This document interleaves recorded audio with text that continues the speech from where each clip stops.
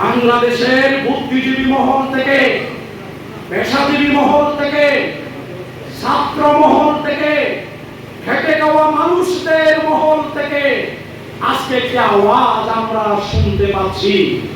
সকল বড় দলগুলোকে যেহেতু দেখলাম, আমরা জামাত ইসলামী এই দেশ শাসন করছে, এই দৃশ্যটা একবার দেখতে চাই।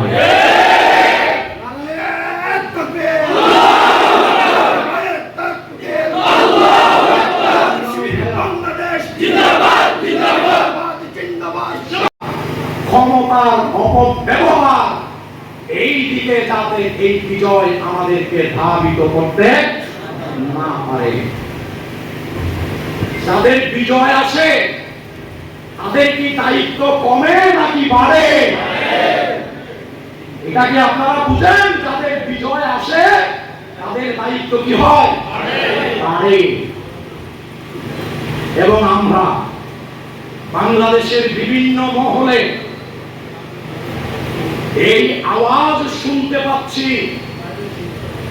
এই দেশটি বড় বড় সকল রাজনৈতিক দল শাসন করেছে। করেছে না? বড় বড় দলগুলো করেছে। আমরা তাদের ক্ষমতায় যাওয়ার পরে দেশ পরিচালনা দেখেছি, জনগণের দায়িত্ব তারা কিভাবে পালন করেছে সেটাও আমরা দেখেছি। দেশের প্রতি প্রেম বেশি নাকি সম্পদের প্রতি প্রেম বেশি সেটাও আমরা দেখেছি।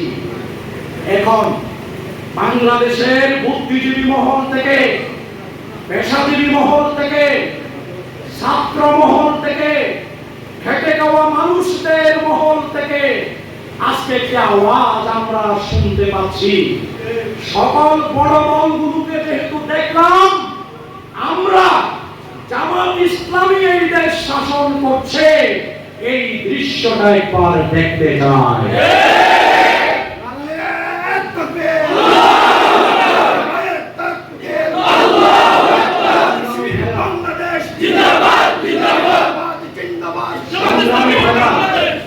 প্রিয় ভাইরা, তাহলে কি বোঝা যায়? এদেশের মুক্তিকামী মানুষ আপনাদের দায়িত্বের পরিধিকে আরো বাড়িয়ে দিতে চান। দায়িত্বের পরিধি যেহেতু বাড়িয়ে দিতে চায়, আমরা লাঠি দিয়ে, বন্দুক দিয়ে, ক্ষমতা দিয়ে আমরা মানুষের হৃদয়ে স্থান করতে চাই না। আমরা মানুষের হৃদয়ে স্থান করতে চাই আমাদের আমির ডাক্তার শফিকুর রহমানের রাজনৈতিক দর্শন অনুসরণ করে। তার রাজনৈতিক দর্শন কি? তার রাজনৈতিক দর্শন হচ্ছে বাংলাদেশের সংখ্যালঘু বলতে কিছু নেই। যাদেরকে আমরা সংখ্যালঘু বলছি, আমরা যেমন বাংলাদেশি তারাও বাংলাদেশি। আপনারা পাহারা দিয়েছেন না আমাদের হিন্দু ভাইদের মন্দিরগুলো? তারা আমাদের মসজিদগুলো ভাঙে,